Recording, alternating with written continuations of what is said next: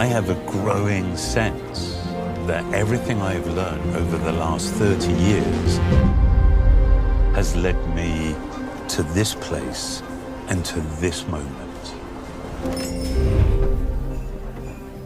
Jony Ive and Sam Altman from OpenAI are friends. And I just talked about Jony because he was teasing something and we just learned what that something is. So Jony has a design firm called Love From, but evidently he also secretly created another company called IO. It doesn't get more minimal than that. Ugh, bravo, Sir Jony Ive. Bravo. A year ago, I founded IO with Scott Cannon, Evans Hankey, and Tang Tan, who are the most extraordinary engineers. They have built a team of remarkable subject matter experts that range from hardware and software engineering, physicists, researchers, product manufacturing experts. And so IO is merging with OpenAI. And there it is. My dude Jony is going to go work with Sam Altman over at OpenAI. What does this mean for design now? What does this mean for the future of this next era of technology that I was talking about in my previous video? I mean, whatever it is, I am so excited. I'm stupid excited to see what's gonna happen here because above anything else, I am one of the biggest Jony Ive fans. I love his work. I love his ethos and what it means. And now he's gonna be making something that's built around AI? Jony recently gave me one of the prototypes of the device for the first time to take home, and I've been able to live with it. And I think it is the coolest piece of technology that the world will have ever seen. The products that we're using to deliver and connect us to unimaginable technology, they're decades old. Yeah.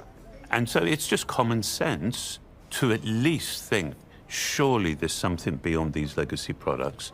That is such a Jony Ive thing to say, always thinking about what's next. Because Jony doesn't care about profits. He doesn't care about business fundamentals. He just cares about making the best design humanly possible. And there is somewhat of a friction between the devices that we use now and this AI computing that's being implemented. Now, I don't agree with the statement that Sam was talking about in this video regarding, pulling out a laptop, going to a web browser, he was purposely adding multiple steps to show the contrast of what they're going to be working on. But this does mean that they're going to be doing something so much more seamless. And what's crazy to wrap my head around right now is that we now know OpenAI isn't just doing AI. They're going to be doing hardware. And I fear it might go the path of the rabbit pin that they did, all that hardware stuff that we had talked about last year. However, if somebody can pull this off, it is these guys. So it looks like Love From, IO, and OpenAI are collectively going to be one thing now. And Jony is going to lead this. This is exciting. Now, I'm just going to speculate here for a second, but it does look like that they were teasing something at the very end by holding that shot in San Francisco.